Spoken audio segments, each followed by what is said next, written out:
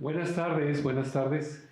Pues tenemos el gusto aquí de tener a la doctora Verónica Gómez, que está haciendo una estancia postdoctoral en la Universidad de Berlín y que ha estado visitando por un mes aquí en diversos lugares, ¿no? Ya estuvo presentando su libro en el Centro de Cultura Digital, ha estado en el curso de Literatura Electrónica, Interacción e Inteligencia Artificial que damos en el posgrado de, de la UNAM, ¿sí? De posgrado en Letras.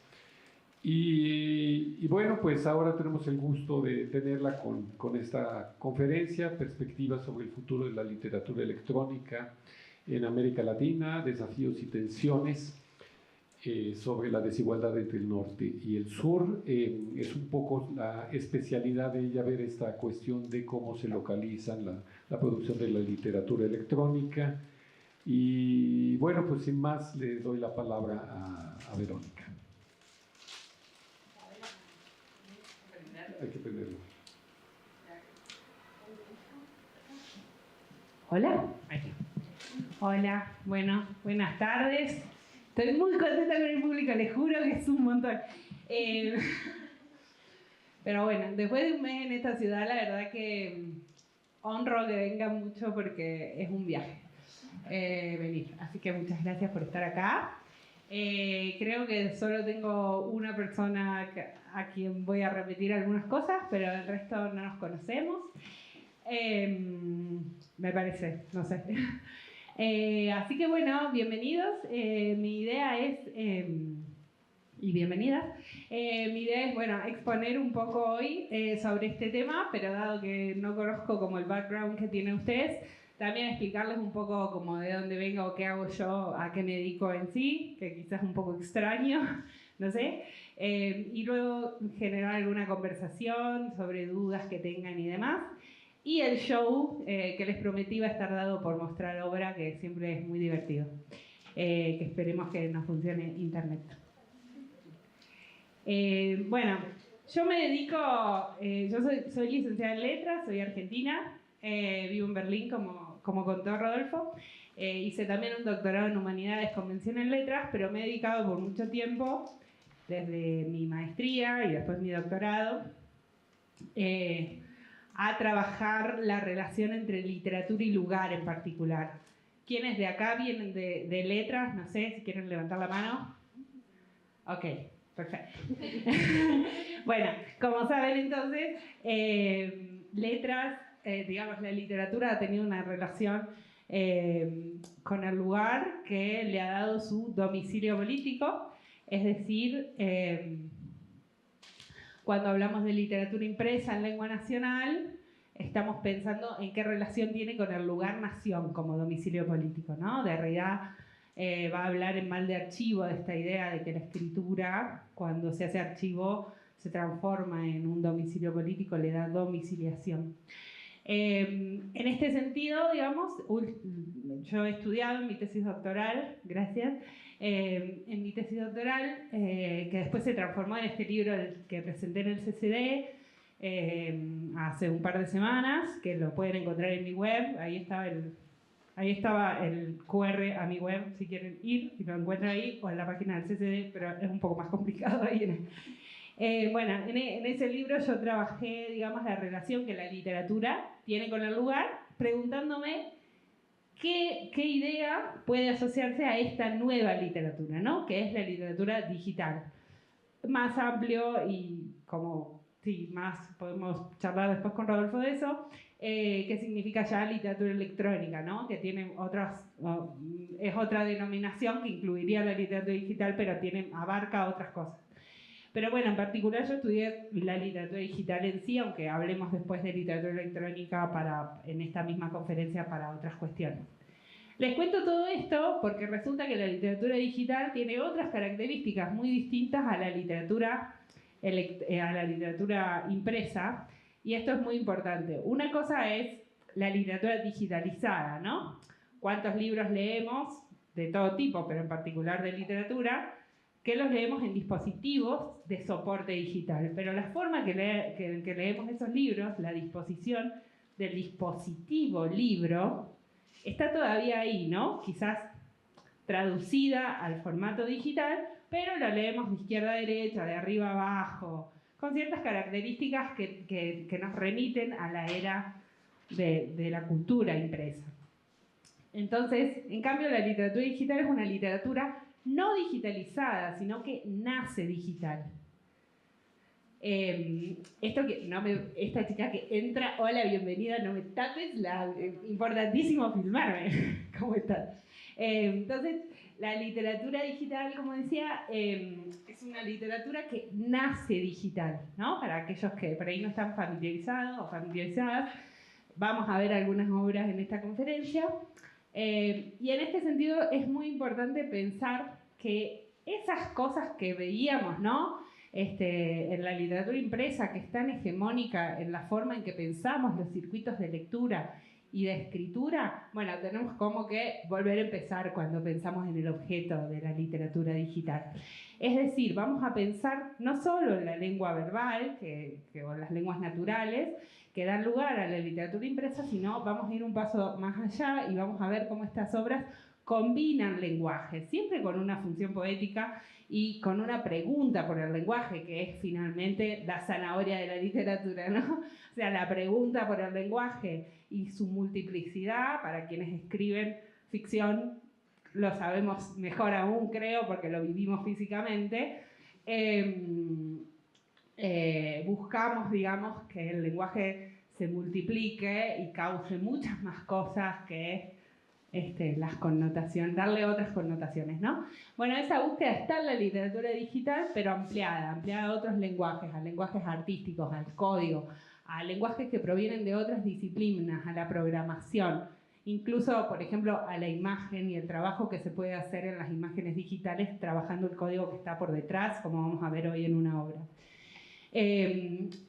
Tiene que ver con una literatura ligada a la tradición experimental, a la poesía visual, por ejemplo, ¿no? Al experimentalismo vanguardista. Tiene que ver con hacer con la materialidad o poner en primer plano la materialidad de esos lenguajes, y en ese sentido podemos pensar en leer mirando, es decir, poder mirar un poema y no solo, o poder mirar palabras, ¿no? De alguna forma, y ver su materia, no ya necesariamente qué nos está diciendo, vuelvo a esta idea, ¿no? Leer de arriba abajo, de derecha a izquierda en las lenguas occidentales.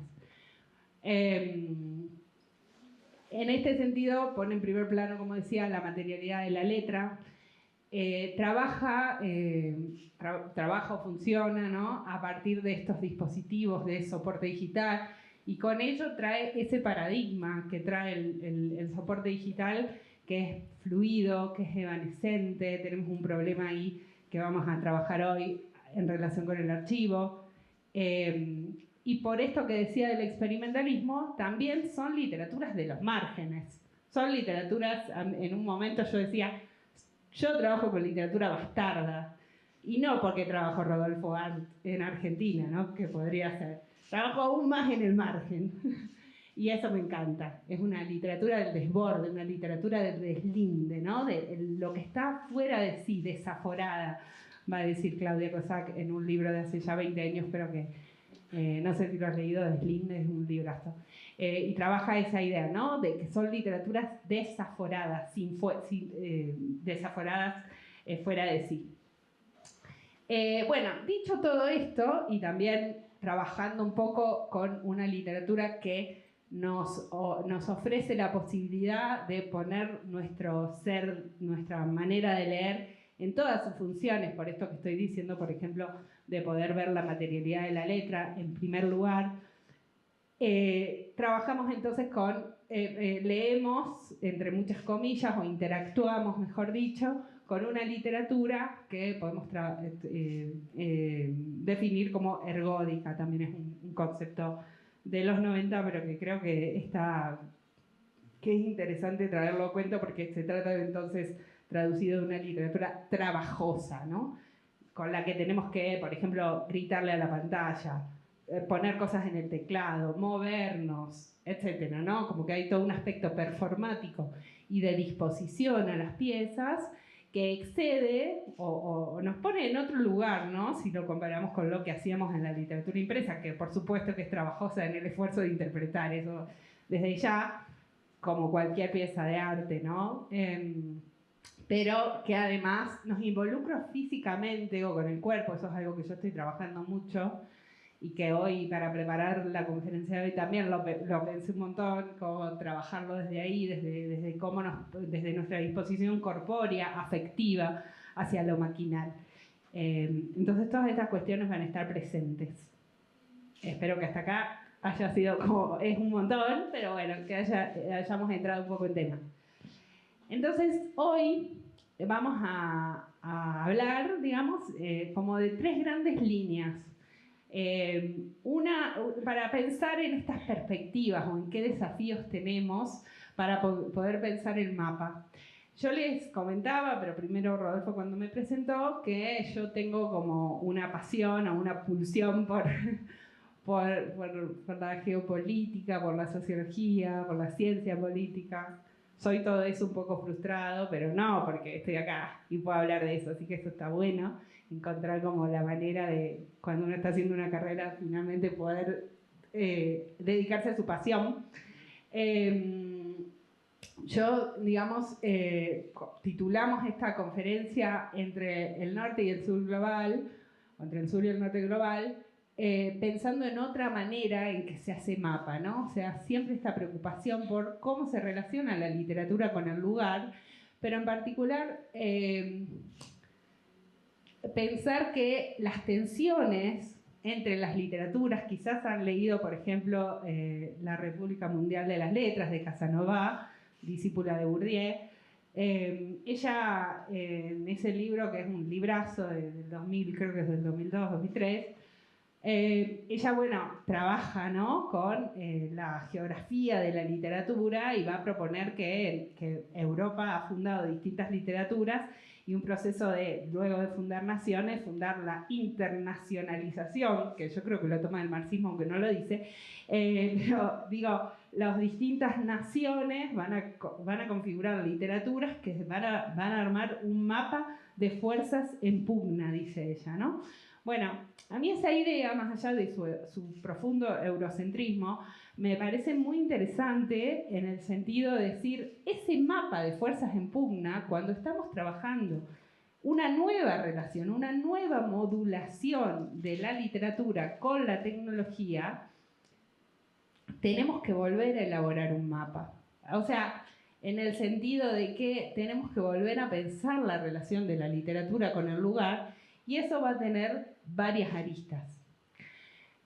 Para hoy, y pensando en ese futuro, pensando en esas perspectivas y en esos desafíos, he pensado traer como estos 3 grandes temas, que son amplísimos, pero bueno, para mostrarles un poco el panorama y cómo nos pensamos regionalmente. Yo trabajo en Berlín, hermosísimo. Berlín, si no conocen, ahorren y vayan a Berlín porque es maravillosa, pero obviamente que trabajo desde un lugar profundamente central, ¿no? Y vengo de la periferia, vengo de un país que tristemente, no sé si han visto las noticias, están pasando cosas realmente graves en mi país, lamentablemente.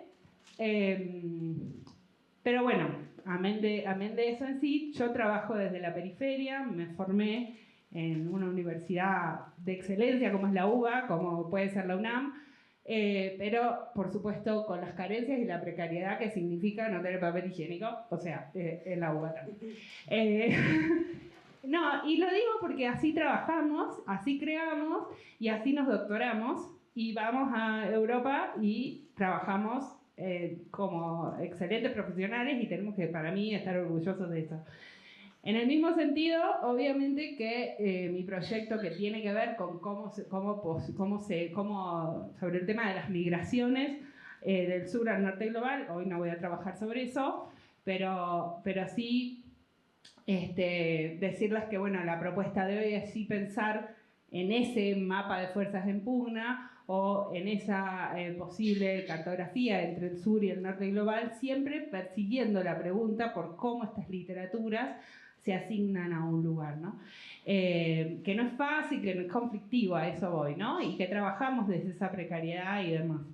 Entonces, bueno, como los grandes lineamientos serían trabajar por un lado, como presentarles muy básicamente algunas propuestas de archivo, es decir, cómo estamos pensando estas piezas y su preservación para poder crear una genealogía posible en donde el sur y el norte tensionen ahí y nosotros desde acá podamos incluir también piezas que son valiosas en un proceso largo y difícil de canon y de consagración también en estas piezas.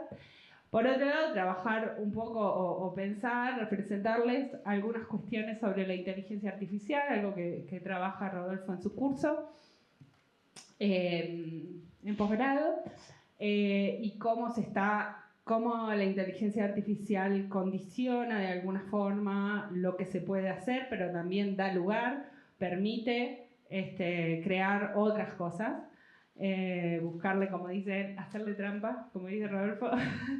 ¿Cómo podemos hacerle trampa para hacernos lugar en el mapa? Quizás sea la pregunta. Y por último, ver cómo funcionan los lenguajes, ¿no? Esto que yo les decía, bueno, estas piezas trabajan con lenguajes de programación, trabajan con lenguajes artísticos, trabajan no solamente con la escritura como pensamos erróneamente, ¿no? Pero tenemos naturalizado que leer y escribir nos vino dado cuando es un proceso de profunda complejidad tecnológica. Entonces, bueno, ver un poquito los lenguajes. Bueno, esos serían como los 3 puntos de la conferencia. Les voy a mostrar algunas piezas, 3 piezas, y después vamos a ver en particular vamos a ver esas piezas y luego vamos a ver más general propuestas de archivos y de reservorios, ¿no? De preservación. Bueno, rogando que ande, rogando que internet no me juegue un mal momento.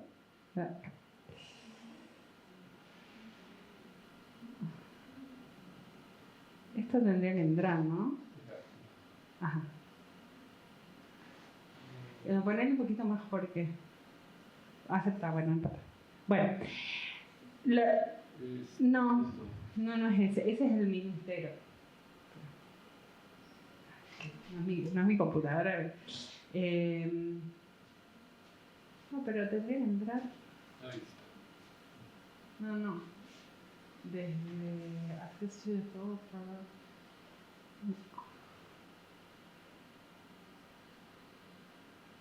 Bueno, nada, es que entra a la galería.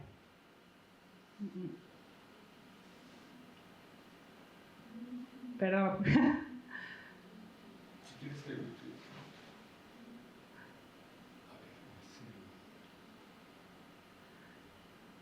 No, esa es la galería igual. Ajá.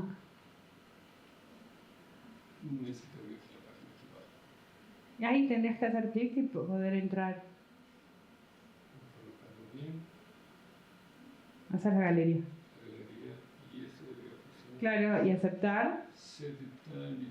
Ajá. Sí, debería haber ya. Ahí está. Bueno, les cuento cómo es esta pieza. No sé quiénes la conocen, quiénes no. ¿Alguien conoce la pieza? Bueno. Vieron que yo al principio poníamos un tiempo. Bueno, va a cambiar como muy rápido a raíz de que le pusimos 5 segundos. Se pueden poner hasta 500 segundos, de forma tal que uno puede leer el poema que está a mi derecha, a la izquierda de ustedes, y se puede ver la imagen con más largamente, digamos, o sea, poder concentrarse. Pero les cuento de qué trata la pieza. Esta pieza, por ejemplo, yo hago clic y va a salir una noticia, ¿no? Esta pieza trabaja a partir de noticias de todo el mundo sobre femicidios. Sin embargo, yo la he visto muchas veces y conversando con Rodolfo, la enorme mayoría es de América Latina. Por ejemplo, hay de Alemania, porque yo lo he mostrado en Alemania, y hay algunas noticias. Estas son noticias del diario, esto es en Mendoza, en mi país. De acá era mi bisabuela. Acá vivía en Las Heras. Pero así van saliendo noticias, ¿no? Entonces, acá estoy. Acá. Ajá. Entonces, cada una de estas piezas está hecha a partir de la noticia. O sea, la noticia, con su texto, da lugar a el texto que está acá al costado, que sería como una especie de poema, y esta imagen que se forma a partir de un largo entrenamiento de la inteligencia artificial. Vos corregime, Rodolfo, porque conoces más. Lo que sucede aquí es que primero hubo un trabajo de buscar en lo que se llama Big Data, ¿no? O sea, es la búsqueda a través de bancos y bancos y bancos de noticias, porque puede salir, digamos, un crimen que les gusta aquí en San Ángel. No nos gusta. Sí, a nadie le gusta, ¿no? Pero un crimen aquí en San Ángel y entonces sale una noticia, ¿sí? Pero puede salir una noticia... En Las Heras, Mendoza, Argentina. Sí, una noticia muy pequeña, ¿sí? O sea, una referencia, pero entonces lo que hay que hacer es buscar cuál fue la noticia principal, ¿sí? Porque entonces se busca cuál es la noticia que tiene realmente sustancia como para poder generar un cuadro como ese. Porque si no puede ser... El crimen tal sigue adelante la investigación, ¿sí? Esa es una noticia. Sigue adelante la investigación. Imagínense, por ejemplo, de los 43, ¿sí? ¿Cuántas noticias hay? Pero, ¿cuáles son de todas esas noticias las que son sustanciosas, ¿sí? Y no las que son repeticiones de ya se avanza, no responde. Claro. Sí. La inicial, digamos, la que da lugar. Pero en particular es sobre la preocupación que tiene Diego Bonilla sobre los femicidios. Que eso me parece interesante para pensar, ¿no? Que las noticias han pasado a ser, por lo que está diciendo Rodolfo también, una especie de, nosotros decimos máquina de carne, no sé si ustedes lo dicen así, quiere decir como de hiperproducción, de una información que da lugar a muchas para que se haga clic, ¿no? Y eso yo me lo pregunté, no he hablado con el autor, pero digo, también hay una preocupación por definir como metodológicamente, muy claramente, esa idea inicial. A partir de eso, además, también es muy meritorio el hecho de que se entrenó la inteligencia artificial para hacer este tipo de imágenes, que a su vez, si uno hace clic acá, vieron que recién yo les decía, no, esa es la galería, esa es la galería. La galería, se pueden bajar, él los llama pósters, y bueno, o sea, hay una cantidad, un montón. Yo a veces me los he bajado porque me parecen impresionantes, en distinta calidad. Entonces uno puede, bueno, de golpe entra al póster, que sería esto, ¿no? Fíjense que la forma en que se ha entrenado la inteligencia artificial para hablar de una cuestión, o sea, volviendo a la idea del mapa, estamos viendo esta obra, esta pieza de literatura digital. En su búsqueda, fíjense, la fuerte búsqueda de reconvertir el lenguaje y digamos, los condicionamientos que tiene hablar de femicidio y las repercusiones y la repetición. Y, o sea, acá en México, igual que en Argentina, igual que en muchos países, lamentablemente vemos a diario noticias y no nos asombra ver que queman a una mujer, o sea, etcétera, etcétera, ¿no? O sea, es muy terrible. Entonces, ahí hay una búsqueda sobre, bueno, está este lenguaje, cómo se puede traducir artísticamente a partir de la herramienta de inteligencia artificial, pero él podría haber agarrado cualquier inteligencia artificial y no haber tomado ningún recaudo en la formación de la imagen. Sin embargo, hay un trabajo muy grande en la imagen y así todo, todavía hay mucho sesgo sobre los cuerpos de las mujeres, ¿no? Esto me dio risa porque hablando de esto en otro contexto, hablábamos de esta pieza y acá me dijeron algo de cuerpo tamal, ¿puede ser? Sí, que no había ninguna mujer con cuerpo de tamal, o sea, no había gordas. O sea, ¿por qué? Porque el color de se basa en piel. promedio y estereotipo, ¿sí? Si ustedes le piden a la inteligencia artificial que les dé a un hombre y una mujer vestido de azteca, vayan a ver lo que les va a dar, ¿sí? Pongan, por ejemplo, persona leyendo en una inteligencia artificial que dé imagen y les va a dar todos varones, todos. Entonces, bueno, acá por ejemplo tenemos un buen ejemplo sobre el cuerpo. Fíjense que es un cuerpo bastante deformado en el sentido de las proporciones, o sea que es bastante desigual las piernas, de las manos, del torso. Y así todo conserva cintura, o sea, hay algunas cuestiones que conserva el pecho, las caderas anchas, a pesar de que la imagen, desde mi punto de vista, tiene una gran sofisticación visual. Pero además agrega el texto del costado, que en algunos casos está en portugués, en algunos casos está en alemán. Hay uno en alemán, no sé por qué, sí. O sea, como que corresponde un poco también a la información de base, ¿no? Fíjense que acá hay un trabajo de lenguaje enorme, porque para hacer la inteligencia artificial, para entrenar la inteligencia de imagen también hay un trabajo de lenguaje en el entrenamiento, ¿no? Bueno, todas estas cuestiones es, digamos, para pensar cómo la inteligencia artificial en realidad tiene todo un sesgo que lo sabemos, pero de ahí a trabajarlo en una pieza, que lo sabemos, bueno, o sea, ojalá que lo sepamos, para el uso ya es importante. Pero bueno, después hay que pasarlo o traducirlo a una pieza. Entonces, ¿cuál es la búsqueda de la literatura digital en este caso, ¿no? Hay una búsqueda también de localizar y en ese sentido de hacer mapa, de pensar cómo este fenómeno del femicidio está tan localizado en América Latina, por ejemplo, o de dónde vienen estas inteligencias artificiales a las que hay que reentrenar y así todo qué sesgo tiene, etcétera, ¿no? De dónde vienen estas compañías, etcétera.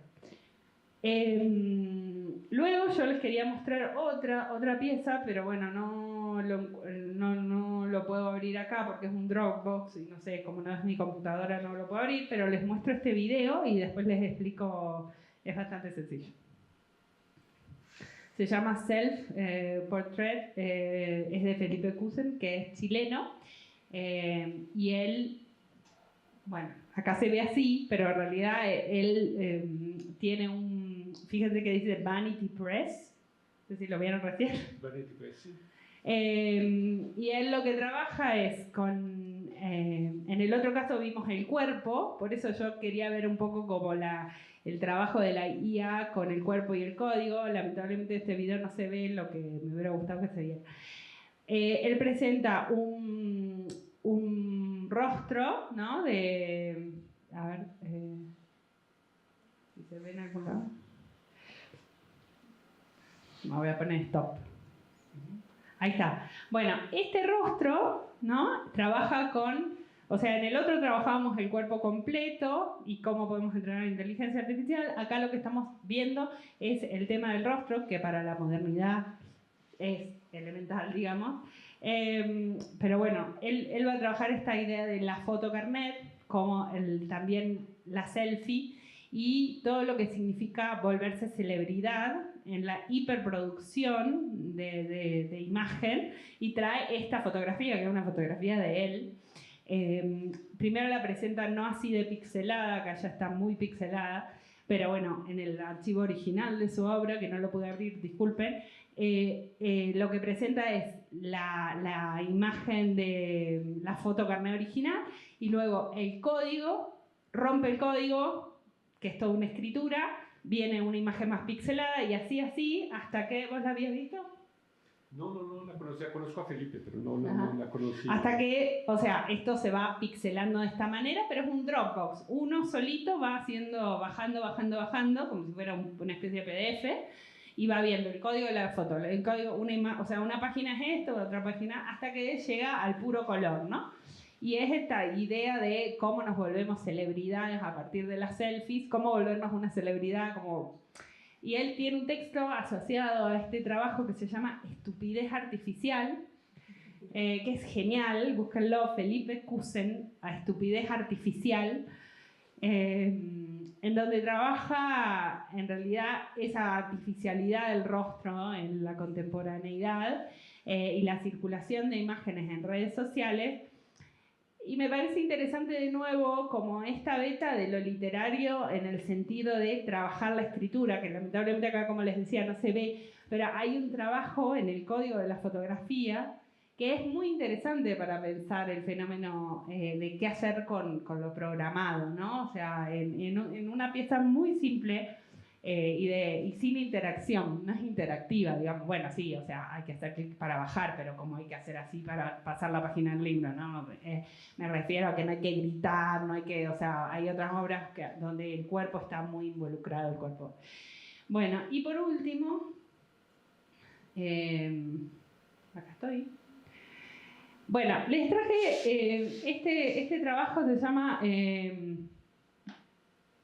Menadels. Ella es una artista argentina que en realidad es también programadora, creo que lo tengo ya abierto. Ya lo abro, perdón. ¿Hasta acá están bien? ¿Me pueden decir, no, quiero hablar? Ya vamos a abrir lugar. ¿Quieren hacer alguna pregunta? Creo que podemos interactuar así. Sí, muestro, o sea, puedo mostrar esta última y si quieren hablamos de las obras y después pasamos a la parte del archivo. Quería mostrarles también ahora para quien no conoce, como que no, si no conocen de qué viene la literatura digital, está bueno ver distintas propuestas, ¿no? Ella lo que hace, o sea, les decía, bueno, podemos ver los cuerpos, podemos ver el rostro en particular y ella trabaja sobre la relación afectiva y la especie de conversación que tiene un programador con una máquina. Que en realidad, bueno, ella programa, entonces, no sé si alguien programa acá, pero saben que programar uno entra en un loop, acá el señor sabe, que a mí me parece... O sea, algo alucinante el hecho de que muchas veces dicen, bueno, claro, los humanos cargan las máquinas de un lenguaje y qué poderosos antro. Pero en realidad, o sea, el conocimiento de programación, en mi súper rudimentario conocimiento de mis cursos de programación, uno en realidad si cambia una cosa, tiene que tener en la cabeza el lenguaje entero de la máquina, no de uno. Deja de ser de uno, ¿no? Entonces, esta pieza a mí en lo particular no me parece, o sea, yo no la valoro en lo estético, no me gusta, pero me parece muy bueno el proyecto de ella, por eso lo traigo, porque ella trabaja, ¿sabe? ¿Conocen a Escher, el artista? Si no, podemos abrir, muy conocido, seguro que han visto obra de él. Él trabajaba sobre, bueno, esta no es una buena, esta es muy conocida. Ajá. Bueno, no importa, se ve, ¿no? Sí, ahí se ve súper bien. Sobre las paradojas visuales y las distintas maneras de ver la misma imagen, ver distintas cosas, distintas escenas. En realidad él trabajaba con geometrías o sea, realmente un trabajo matemático, lo que hacía, matemático no, pero geométrico en ese sentido. Entonces ella retoma en su obra eso, y este lenguaje de programación que crea, lo que va a hacer es, dice, este es lo único que tengo yo de su obra porque me pasó el PowerPoint.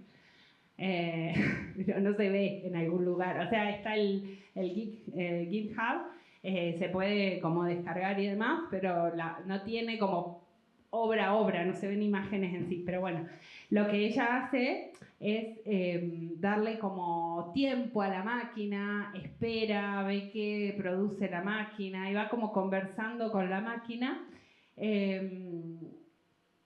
y va creando ese lenguaje. También creando algo que me parece como muy interesante, que es esto de decir, hay un conjunto finito de operaciones posibles y todo el resto de operaciones no son parte del lenguaje. Va como modulando el lenguaje según la relación afectiva que va creando con la máquina y las imágenes que se van creando. Y termina creando este tipo de imágenes, el lenguaje que ella programó, ¿no? por ejemplo, si bien son imágenes, entonces podemos decir, ¿cuál es el estatuto de lo literario de algo así? Sería una buena pregunta del público, acá se las regalo. ¿Cuál es el estatuto literario de esto, Verónica? Bueno, yo le pregunté a ella, digamos, por qué ella misma observaba que esto podía ser. Yo en realidad la conocí en unas jornadas que había como de bioarte y de cuestiones más de tecnología y biología distinto tipo.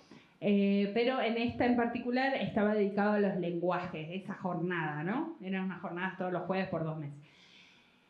Y la verdad que ella se consideraba a sí misma que en esto había hecho, o sea, algo que después se traducía en imagen, pero que su base era conversar con el programa, darle tiempo, respetar la lentitud, observar qué le pasaba a ella como humana programando, qué le daba la máquina, como deteniéndose, porque para quienes programan, deteniendo ese loop, haciendo como una herida en el loop, que me parece como interesante porque ella se veía a sí misma escribiendo. Yo escribo ficción, libros, y me parece una locura que un programador, me encanta que un programador observe su aspecto creativo, observe que es un gran traductor, pues esto es traducción también, ¿no? Y en ese sentido, bueno, en principio si el artista se siente literata, porque prioriza la función lingüística a la imagen producida. O sea, esto es producto de la capacidad del lenguaje, ¿no? Entonces, en ese sentido, estamos viendo otra cosa. Pero, por supuesto, podría ser solo arte digital o ser arte visual, ¿no? Bueno, ¿quieren que hagamos como una mini cierre de preguntas y seguimos con archivos? Si alguien tiene una pregunta, algo. ¿Hasta acá?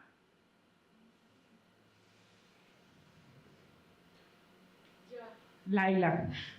No, de lo que tú decías de programar y de traducir imágenes. A mí me parece, no sé si te ha pasado primero, cuando estoy programando, no lo veo como... Puede ser también porque no tengo una base de computación o de programación, sino que lo trabajo como una traducción de lo que me imagino que va a pasar, el lenguaje del programa, ya sea que uses, y luego la traducción a lo visual, es lo que va a hacer. Entonces, pero ahora que lo mencionas, porque yo todo el tiempo lo estaba viendo como que era solo la herramienta de programación, pero siempre lo imaginé como un lenguaje. De hecho, hablé con un personas y le digo, bueno, yo hablo español, hablo inglés, y ahora también hablo P5.js y hablo Python. Porque sentí que era como todo un uno, entonces me estaba haciendo con la conexión esa del lenguaje. Y últimamente he estado hablando con gente de poesía, que hace poesía, que ya están traduciendo también la programación, que también lo están viendo como un lenguaje, como que no están diciendo imágenes, están escribiendo. Sí, bueno, volviendo un poco a lo que nos reúne hoy, que es pensar estas perspectivas y desafíos. Vuelvo a esta diapo pensando también lo que estás diciendo vos, ¿no? O sea, mi idea, ahora vamos a ir al tercer punto de archivo, aunque está primero, quizás porque yo lo pensé el pasado en el futuro, pero bueno. Pero digamos, a mí me parece que estos son todos aristas importantes para ver cómo nos posicionamos para pensar ese futuro y qué desafíos tenemos. Digamos, como humanos tenemos un desafío ante las máquinas, tenemos un desafío ante qué posibilidad de qué máquinas tenemos por delante, no tenemos cualquier máquina, el hardware también es parte de poder producir, o sea, hay algo físico tangible ahí y hay una posibilidad ahí. Entonces, pero en los lenguajes, ¿no? O sea, antes cuando pensábamos la literatura, yo les decía este mapa de fuerzas en pugna, dice Casanova, ¿no? Bueno, ella dice eso pensando en el español, el francés, el checo con Kafka, el alemán, el italiano. No es un buen ejemplo, siempre digo lo mismo. Pero ella lo pensaba en eso, en ese complejo lugar que las lenguas habían tenido para la literatura. Quizás ustedes en la facu estudien eso, ¿no? Yo no lo estudié mucho posterior a mi carrera de grado, pero es muy interesante pensar lo que se llama la glotopolítica. Gloto es lengua en griego, política, ¿no? ¿Cómo podemos armar políticas con la lengua? Este concepto se amplía muchísimo porque cuando pensamos en lo que estábamos diciendo recién sobre la programación o tu apreciación, lo que estamos pensando es que hay otros lenguajes que le van a venir a incluso competir al lenguaje literario por excelencia que ha sido para nosotros en la modernidad, y esto es muy importante, y para Occidente, las lenguas nacionales, verbales solamente, ¿no? Eso ha hecho algo que en un libro que mencioné la otra vez en el curso de Rodolfo, Instrucciones de uso, de Belén Gache, ella va a hablar de un ocultamiento del aspecto material, un gran ocultamiento en favor de el imprentocentrismo, o sea, centralidad que cobra la imprenta hace plano todo el aspecto visual de la lengua y todos los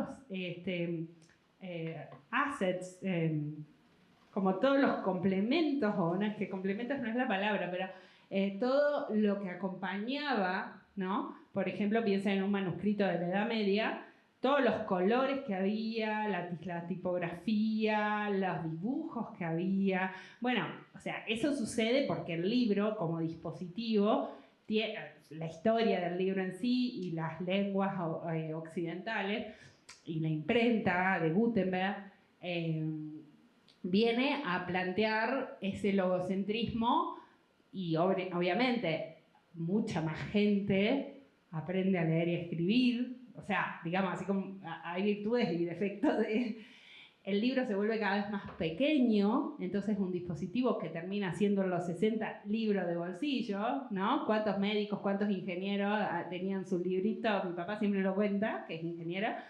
Bueno, era. Ahora dice que es doctor en filosofía, no le digamos ingeniero, pobre, pero es ingeniero.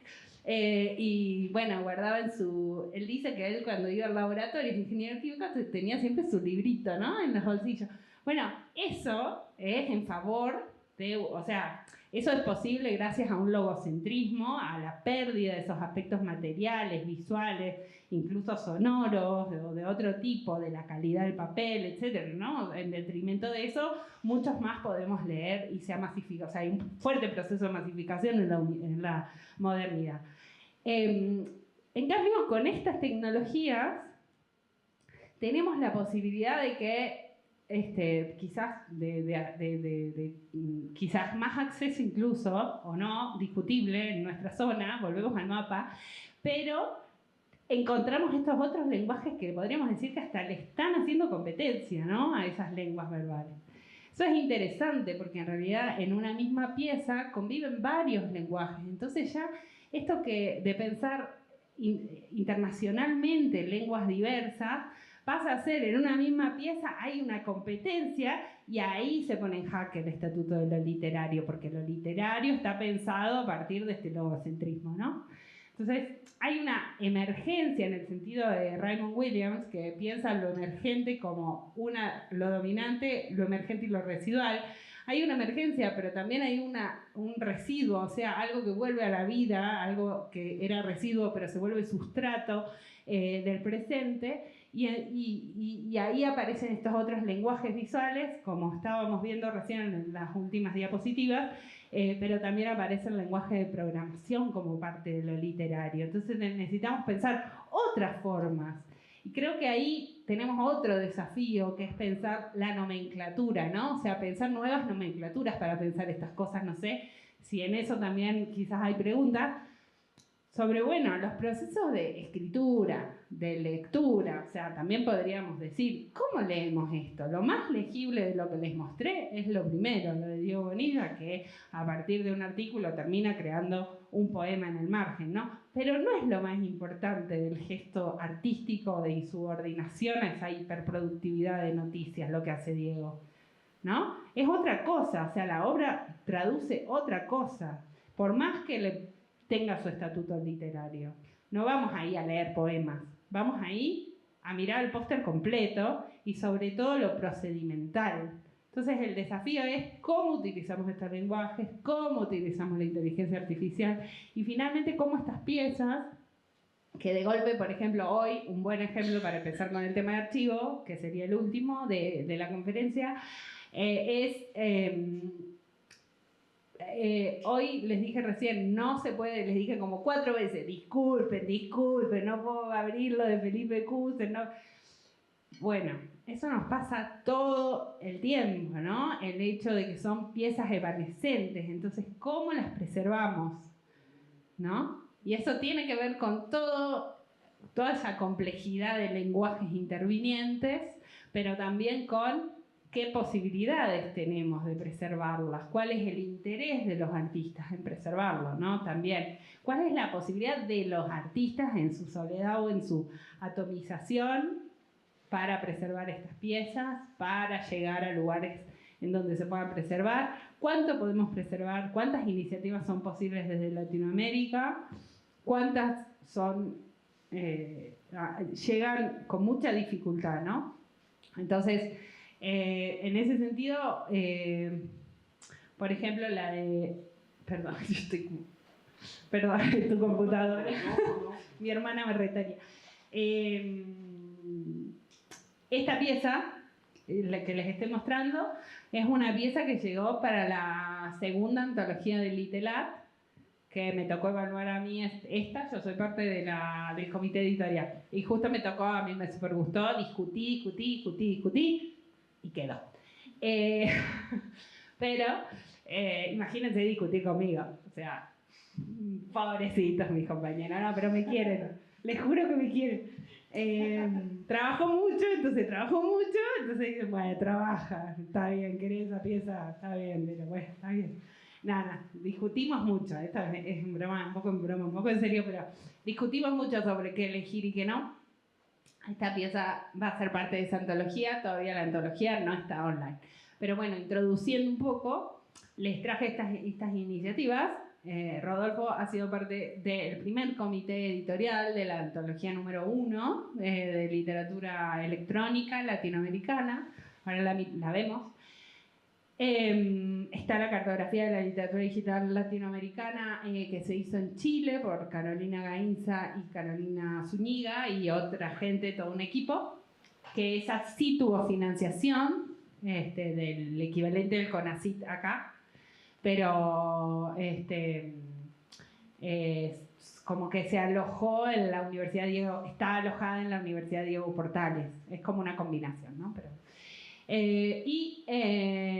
este atlas de literatura digital brasileña que está a cargo de Rechane Rocha y las investigadoras del proyecto de la cartografía y la del atlas trabajaron los equipos juntos para pensar juntos parámetros y demás, solamente que la brasilera incluía tanto y tenía, o sea, hay que tener mucho conocimiento, así que pero son proyectos complementarios. Y la antología, que es parte de la red Litelat, que obviamente invitamos a que busquen la red Litelat, de la que formamos parte tanto Rodolfo como yo. Es una de las iniciativas. Hemos hecho en estos últimos 10 años muchas iniciativas para estar juntos. Había un premio aquí, ¿sí? Hubo un premio de literatura digital en el estado de Coahuila, del gobierno del estado de Coahuila, hace un par de años. Desgraciadamente con los cambios sexenales se interrumpió, pero esperemos que lo vuelvan a retomar. Pero existen iniciativas aquí que se desconocen, ¿no? Sí. Entonces sí, pues es parte de nuestro trabajo darlas a conocer, que eso existe aquí, ¿sí? Bueno, ahora podemos abrirlas para verlas, si les parece. Pero bueno, mientras las abro, sí decirles, digamos que estos objetos, ya hemos visto objetos en su singularidad, quizás alguna o alguno esté pensando en su mente, uy, yo vi esto, capaz que es. Pero en cualquier caso, y esto creo que aplica a las artes digitales en general, hay una característica sobre su evanescencia que, como decía, hace que sea un enorme desafío sostener este tipo de iniciativas, ¿no? Las antologías, por ejemplo, se hacen sin financiación por ahora de la Red Literat, entonces también es una cuestión de, bueno, poner el cuerpo desde el sur, pero porque es importante posicionar y de alguna forma tener registro, ¿no? De las piezas. Es importante porque crea obviamente una tradición, una genealogía dentro de este micromundo. Quizás es pequeño, quizás no es muy conocido, por eso lo difundimos, por eso yo hoy estoy acá y trabajamos en conjunto con compañeras y compañeros. Bueno, este es el archivo, como les decía, ahí tienen la dirección. Después, igual si les interesa, podemos hacer un mailing o algo, o me escriben y yo les paso estas páginas que vimos hoy para que las puedan ver. Bueno, es una antología, como dice ahí, es un archivo, tiene distintos parámetros, por ejemplo, el género, la técnica que se utilizó, el formato y los años. El atlas, que les decía, va a tomar los mismos criterios, pero estéticamente es muy diversa. Muestro esto y ya podemos conversar, ¿eh? Sí. Vayan pensando preguntas, así me voy contenta. Este es el atlas, ven que nada que ver estéticamente. También reúne piezas. Bueno, recién no entré en ninguna, pero entro a una acá. Tiene un video en la cartografía también, cuando es posible. Han hecho entrevistas también a autores. Ven que acá, por ejemplo, hay una entrevista, bueno, la pieza, el título, etcétera, ¿no? El formato. Que parece una cosa como menor, ¿no? Pero es toda una elección, porque pensando de nuevo en cómo en la literatura impresa, cualquiera de las personas aquí presentes van a una biblioteca y más o menos, bueno, no sé, yo una vez hice un experimento con alumnos en la Universidad de Buenos Aires, hará 10 años, en un curso que tuve, un seminario optativo así, y les dije, bueno, ¿y en la biblioteca? Y no habían ido a la biblioteca. Pero bueno, vamos a ver que vamos a la biblioteca. Más o menos sabemos cómo buscar, o sea, buscamos de tal género, tal número, tenemos que anotar el número, ahora con un QR, no sé cómo, pero digo, hay ciertos parámetros medio básicos para la búsqueda que los conocemos, más o menos. Sin embargo, en eso hay toda una ingeniería, del mismo modo en la elección de los parámetros para estas piezas. Lo que pasa es que estas piezas, además de tener un género, si es que lo tienen, muy discutible desde mi óptica, pero bueno, vamos a no opinar, solamente a describir, Verónica. ¿Qué tipo de publicación? El género, la técnica, los procedimientos, en qué programa, muchas veces esos programas no existen más, Flash, por poner un ejemplo. Los requisitos técnicos, bueno, esta es una pequeña, como un statement editorial, y se ha ganado festivales, premios, etcétera, ¿no? Todo eso hay que ponerse de acuerdo para hacer algún trabajo así, ¿no? Y eso va a tener que ver con cómo después localizamos estos trabajos, ¿no? Entonces, en ese sentido me parece como interesante porque hay un trabajo muy grande de esto, de una ingeniería de cómo lo preservamos. Y también hay lenguajes entre distintas antologías, que eso lo aprendí el año pasado en un curso que hice, que hay, o sea, sí, eso, hay lenguajes para encontrarse entre sí, entre las antologías, que uno no, por ejemplo, en la antología que estamos haciendo en Literat, no lo hicimos así. No seguimos esos criterios formales, digamos. Entonces ahora como que estamos un paso atrás quizás o no sé, pero es algo diferente, elegimos lo que nos pareció. Y esta es la antología Literat, que como les digo, ahora va a venir el segundo volumen este año, que está dividida distinto. Por ejemplo, acá no hay género, en los otros se había, ¿no? Acá hay autoría, hay país, hay año. Empieza en 1965. No sé si vos querés decir algo de esto. No, sí, género. Hay género, pero no está en la primera parte. Claro, pero para entrar. No, para las entrar. Puertas de entrada me refiero. Sí, no está en las obras, ahí Sí, vamos a abrir una.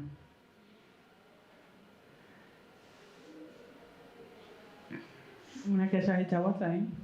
Esta tengo idea que la puedes haber hecho vos. No. ¿No? ¿Claudia? Así esta es una pieza que está en LED. Eso está en LED, no, pero una más nueva. Más nueva, más accesible. ¿Por qué no les ponemos la que hemos mostrado, que es la de Grita? Aunque ahí no está exactamente. No, pero capaz que si lo pongo acá. Grita está muy bueno. Estoy contento porque se remedió. ¡Hola! O sea, era mi sueño ser showwoman, no lo estoy logrando, tengo 42. Pongan que vivo otros 42. La literatura me va a dar la salvación. O sea, necesito que sigan haciendo estas cosas, por favor. Es de José Aburto, un peruano que tiene una obra muy larga. Es una pieza excepcional que llamó la atención, que tuvo éxito incluso fuera de la lengua, ¿no? Esto se presentó en los foros que funcionaban en inglés, porque pues esto funciona desde un principio en inglés, ¿sí? Ustedes pueden pensar también, nos hablaba hace unos minutos Verónica acerca de las lenguas naturales, ¿sí? O los lenguajes naturales, vamos a decir, español, inglés, italiano, etc. Pero entonces el Python es un lenguaje artificial, ¿no? ¿Tiene localización geográfica? No,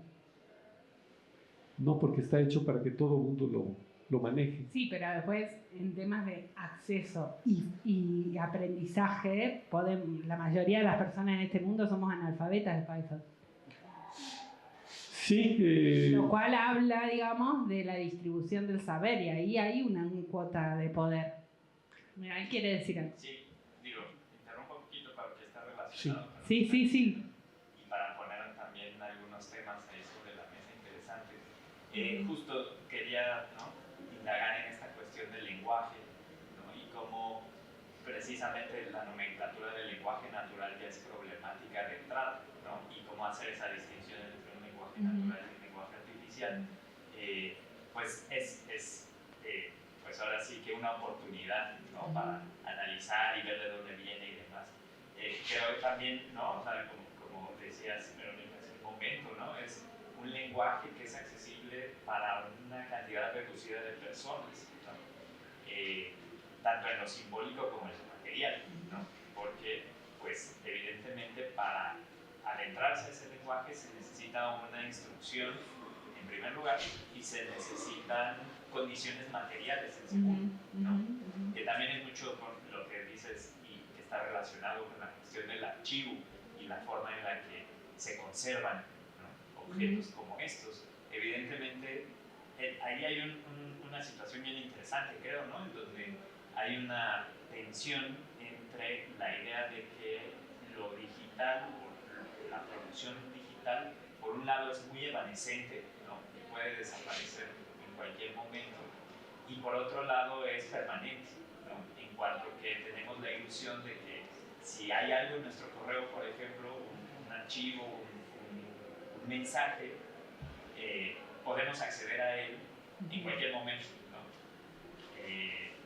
Y pues no es cierto, ¿no? En cuanto a que las condiciones materiales dejen de existir, pues esa información va a desaparecer, ¿no? Entonces, creo que es una situación paradójica, ¿no?, en donde esa evanescencia es como una cuestión simbólica, imaginaria, al mismo tiempo que material, y lo mismo su permanencia, ¿no? Es decir, como esa permanencia depende de gente que le dé mantenimiento a esa obra, ¿no?, como las antologías que ahorita nos comparten. O sea, esas obras necesitan mantenimiento constante, ¿no? Se necesita checar que estén en el servidor adecuado, que estén problemas de energía, etcétera, etcétera, ¿no? Entonces, bueno, igual creo que como para orientar una pregunta, quizá, creo que algo bien interesante también de lo que nos has enseñado es cómo parece haber una suerte de misterio o cierta opacidad del funcionamiento, ¿no?, de la literatura electrónica o la literatura digital, que es atractivo, ¿no?, en cuanto que justo no conocemos a ciencia cierta, o bueno, no conocemos de forma tan clara o de forma tan inmediata cómo funciona la máquina. Entonces, creo que, y creo que es algo que se ha hablado mucho al respecto, o sea, todo, la máquina crea un imaginario y un pensamiento mágico muy interesante, ¿no?, que está justo siempre como en tensión con pues otras formas de expresión que en principio son como un poco más claras, ¿no? Entonces, por ahí creo que iba, ¿no? Es decir, como si esa opacidad y ese misterio, ¿no?, y ese pensamiento mágico que se crea en obras como estas o en el panorama digital en general es parte de su atractivo, o podría serlo, ¿no? Supongo que por ahí sería una pregunta un poco caótica, pero bueno. Sí, dos cosas se me ocurren. Uno, que los imaginarios técnicos, me parece muy hermoso el concepto en el sentido de que muchos, o sea, que van de la mano de muchas ideas exitosas a la vez. Entonces, cuando pensamos en los imaginarios, o sea, el libro también forma parte de un imaginario técnico, ¿no? La invención de la imprenta no hubiera sido posible si no se hubieran dado una serie de otros eventos. Y a su vez, esos otros eventos, como la reforma luterana, digamos, hace que Lutero traduzca la Biblia, pero que sea posible masificarlo porque está la imprenta. Digo, el fenómeno político se acompaña con distintos descubrimientos y demás, y la literatura hace su entrada o se conecta con esos imaginarios técnicos siempre, invariablemente, en el sentido de que la literatura tiene que ver con un fenómeno técnico que en general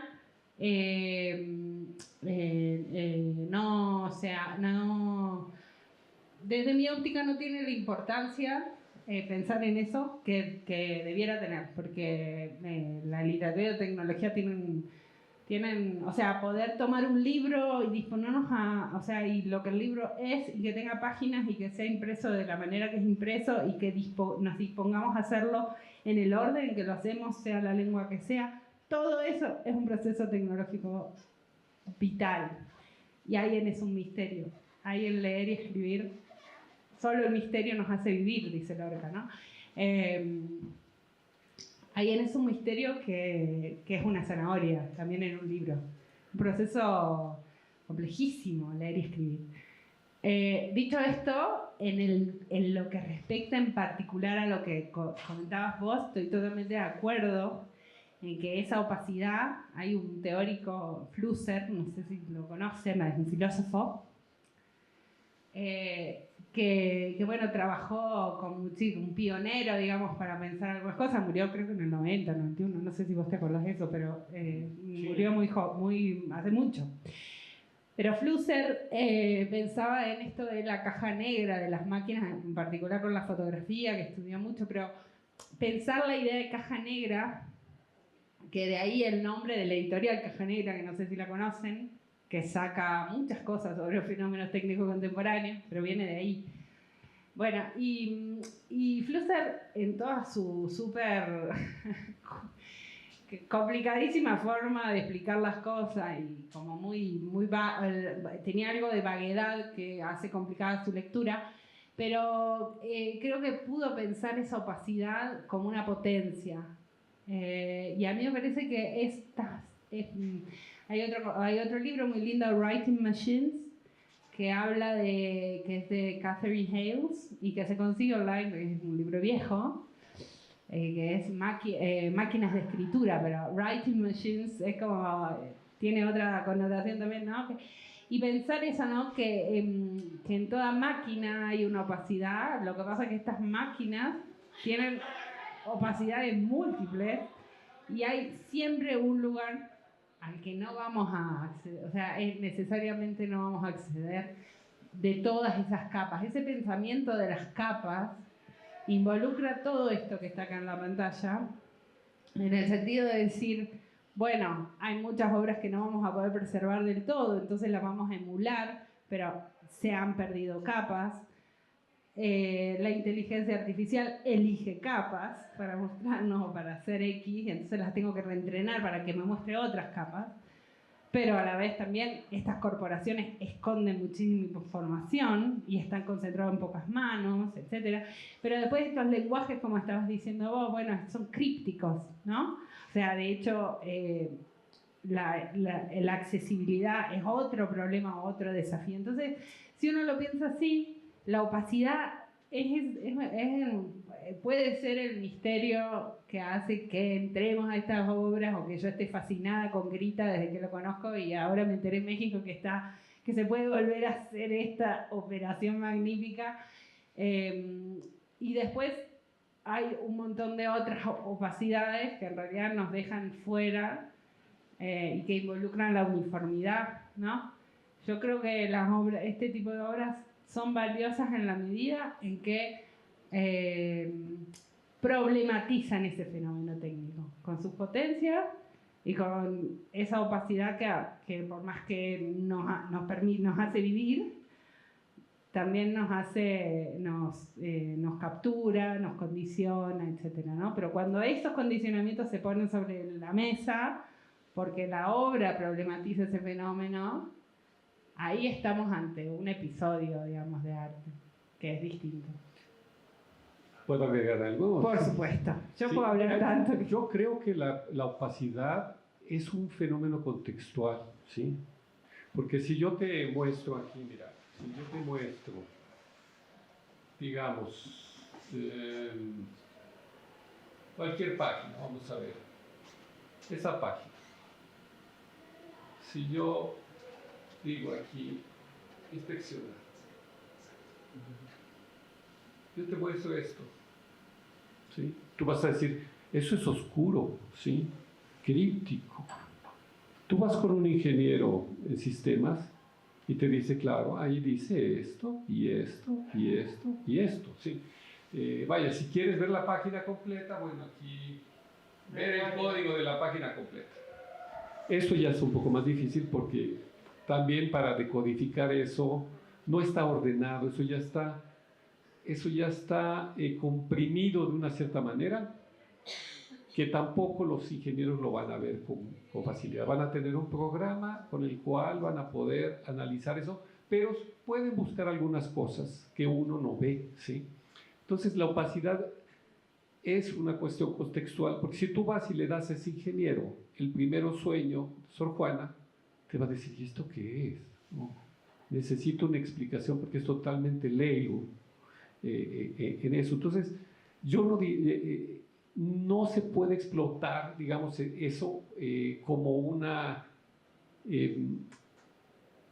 situación propia del medio, ¿no? También es opaco, por eso estaba diciendo yo que también es opaca un dispositivo libro, ni idea la tinta. Yo no tengo idea de calidad de tinta y es muy importante la tinta para imprimir un libro. O el cosido, ¿sí? Como este cuadernado. Materiales, pero a mí sí, disculpa que te interrumpa, sí me parece, por ejemplo, hago el paralelo con la tinta con lo que explicó él, ¿no? Que lo dije en una clase que dio acá, pero, o sea, cuando Mallarmé, no sé si lo dije, pero cuando Mallarmé agarró y dijo, ¿saben qué? Yo quiero imprimir estos poemas poniendo esta tinta así, usando un montón acá y re poquito acá, y con la letra enorme y la letra chica. El tipo lo que estaba haciendo era una operación sobre esa opacidad de la que acabo de hablar yo, ¿no? O sea, en otro sentido, como en el aspecto material.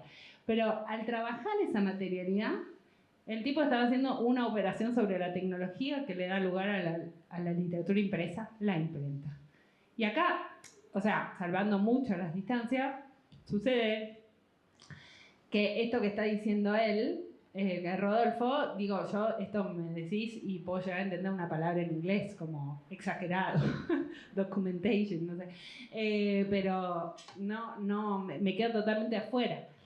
De todas maneras, yo creo que tu pregunta iba más a sobre qué lugar tiene en la obra literaria de la que estamos hablando. Si, por ejemplo, si alguien se pone a programar para después sacar imágenes que remitan a Escher, bueno, o sea, ¿qué está haciendo con la programación? Que sería esto, ¿no? O sea, creo que iba por ahí. También iba... Ahí. Perdón, justo también entender cuál es la fascinación o cuál es el miedo que se tiene de repente con el funcionamiento de máquinas tan sofisticadas como las que tenemos ahora, ¿no? Y bueno, para complementar esta idea de la opacidad, pues también está esta idea de la explicabilidad, ¿no? Y entonces cómo se pugna porque muchas de estas máquinas, ¿no?, que trabajan por medio del cálculo, ¿no?, de grandes cantidades de información, trabajen de forma que sea explicable, ¿no? Que tú le preguntes a la máquina, explícame cómo llegaste a esa decisión, a esa conclusión, por qué escogiste esa capa y no esta otra, ¿no? Por qué accediste a esta base de datos para jalar estas imágenes, ¿no?, recombinarlas, o a este texto, recombinarlo, para entender cuál es el resultado que me arrojas, ¿no? Más allá de simplemente meter la información y esperar que el resultado sea uno o contentarse con ese resultado, ¿no? Entonces creo que es una tensión bien interesante justo entre un fenómeno que en lo general se percibe precisamente opaco, pero que en lo técnico se dirige o, ¿no?, intenta llegar a esa explicabilidad, ¿no?, que sea explicable o diáfana, ¿no? Justo como decía Rodolfo, ¿no? O sea, para una persona con cierta formación, pues esta información es clara, ¿no? Y eso nos remite a lo que decíamos hace ratito, ¿no?, de cómo hay ciertas puertas, ¿no?, y el acceso no está abierto a todas las personas, como ha sucedido, ¿no?, históricamente. Por supuesto, ¿no? O sea, la lectura misma, pues es algo que todavía no es del acceso del 100% de las personas, ¿no? Pero entonces creo que este ambiente resalta, ¿no?, o revela un montón de esas tensiones y contradicciones que precisamente ya estaban presentes de otra forma, pero que se recombinan y, ¿no?, se representan de otras formas. Entonces, gracias, sí, de acuerdo. ¿Vos querías hacer una pregunta? Sí, bueno, me gustó lo que habías dicho también sobre experimentar, ¿no? Bueno, no lo hice así, pero sobre problematizar, ¿no? Esto pues lo vuelve un trabajo más artístico que técnico, ¿no? Pero quería decir sobre los lenguajes, si pensaba por ejemplo, hoy en el mito de la Torre de Babel, que originalmente estaba plantea que existía un solo lenguaje y que, bueno, que Dios, por evitar que construyeran su torre, hizo la división de las lenguas, ¿no? Pero lingüísticamente eso está muy, muy cuestionado, porque el lenguaje no es solamente para comunicar, ¿no?, sino que tiene todas estas otras aristas culturales, emocionales, etc.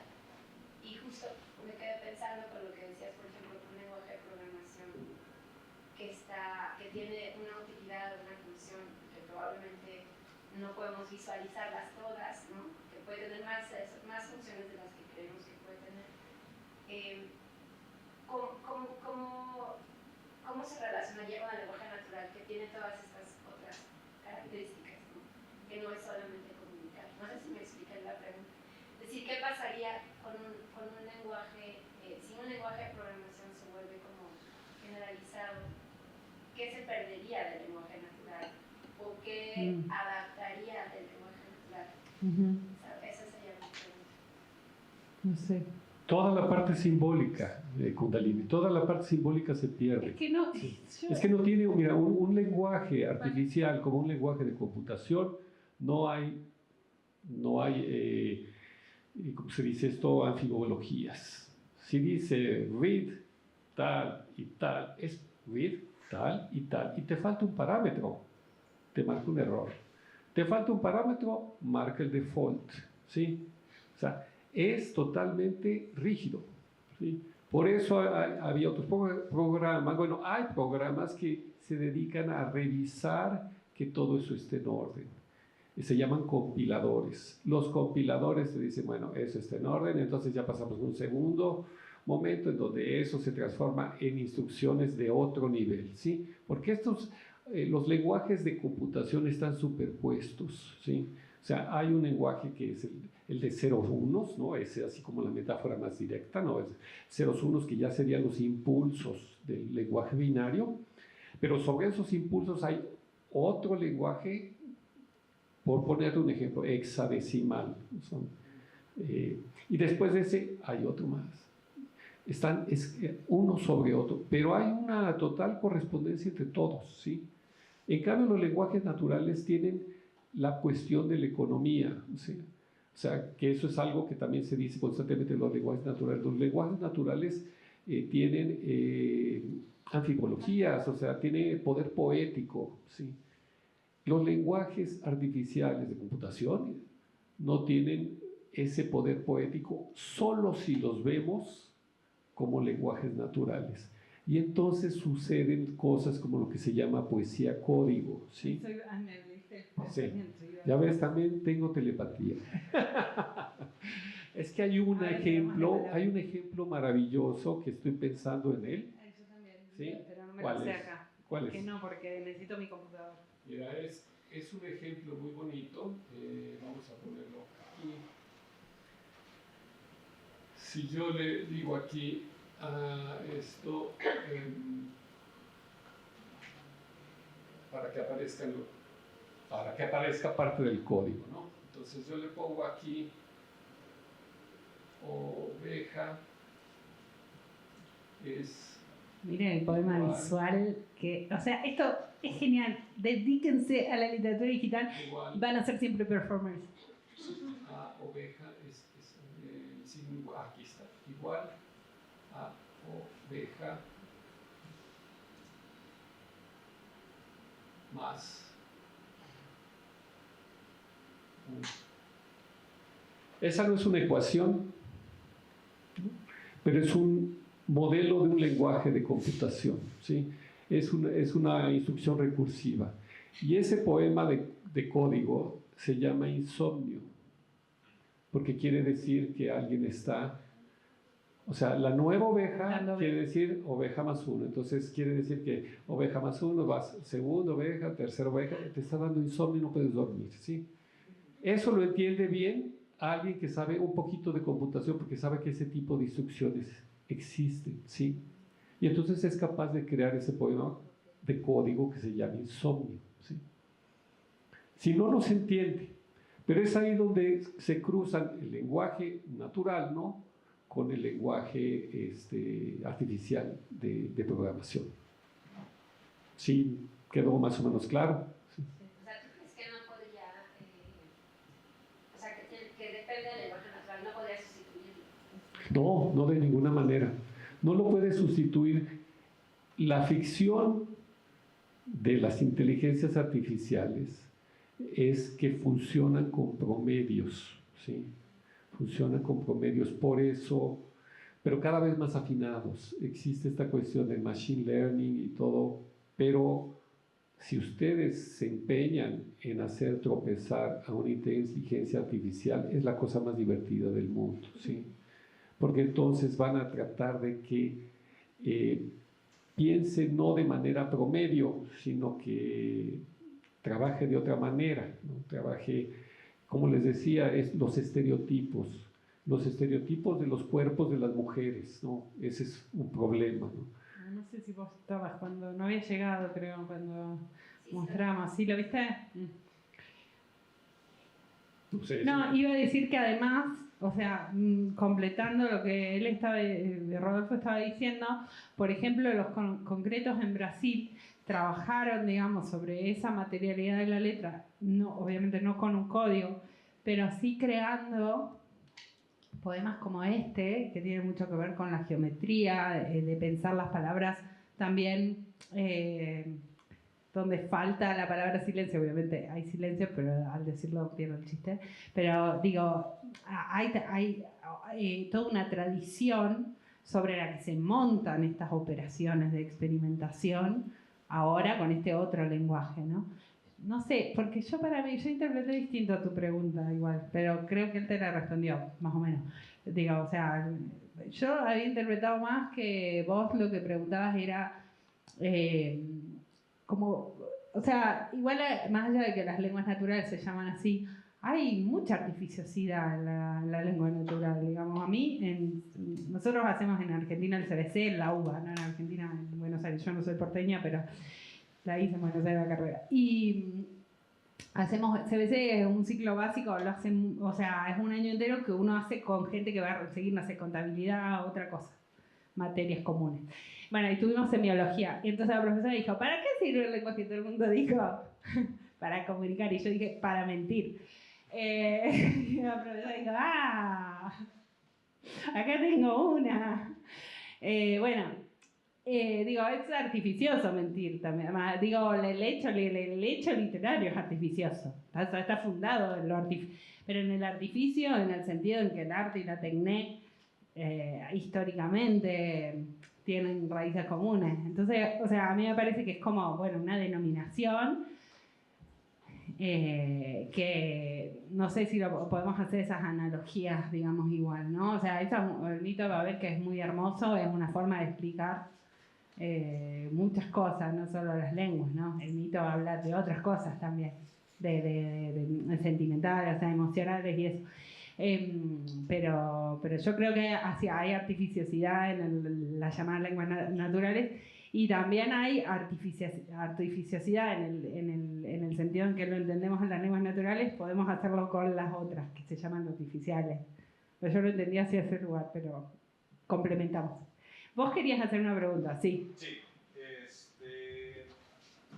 quiero regresar un poco a lo que estaban mencionando al principio de la presentación, sobre la nomenclatura que se necesita. Sí, mi pasión.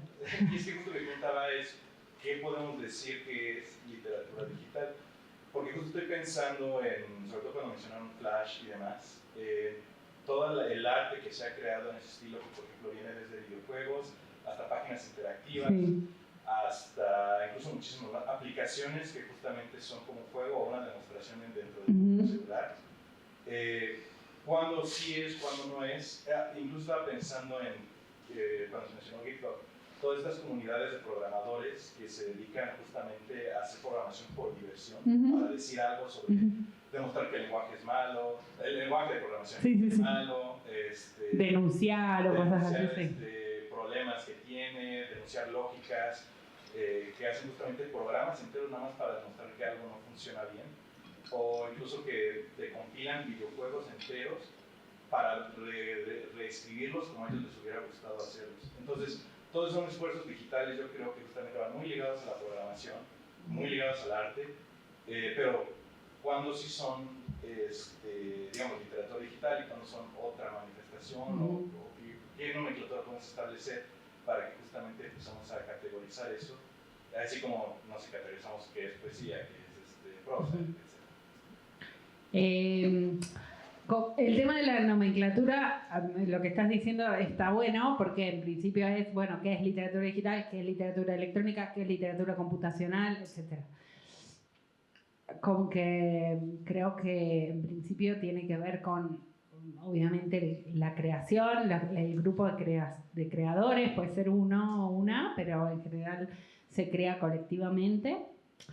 Y quizás la palabra literatura, por fuera de que tiene lo que dije al principio, o sea, a mí me parece que siempre que haya una pregunta por el lenguaje en primer plano, hay una búsqueda literaria con función poética. Entonces, el videojuego está hecho para jugar o para contar, o bueno, quizás para ambas cosas, pero el videojuego se vende para que uno juegue. Finalmente el videojuego tiene una estructura narrativa, o sea, algo que decía Rodolfo en una intervención que hizo él en un congreso que hubo acá en ingeniería, y que era sobre arte, humanidades e ingeniería. y que me gustó mucho es, bueno, o sea, en el cine, vamos al cine, vemos una película y cuenta una historia. Y digamos, ¿qué es eso? Una combinación de arte, y no vamos a entrar en la discusión del cine, pero a lo que voy es a que estamos viviendo un momento en el que lo que se llama el gran campo del arte contemporáneo, bueno, no sé, un happening, una performance, o sea, se tocan, ¿no? Y entonces cuando pensamos en la literatura o en las narrativas, la narrativa estructura mucho más que lo que leemos con el nombre de literatura, ¿no? Estructura los videojuegos sin duda, o sea, sin duda. Lo que creo es que es una cuestión de acento. Si el videojuego está hecho para jugar centralmente y bueno, después viene alguien atrás a perseguir cuál es la narrativa, bueno, sí, obviamente le vamos a encontrar su estatuto literario de algún modo, pero no tiene esa prioridad. En cambio, hay videojuegos que nacen de la narrativa y quienes los hacen reflexionan, o sea, hay una reflexividad sobre cómo podemos contar una historia a través de esto e incluyendo todos estos otros aspectos, ¿no?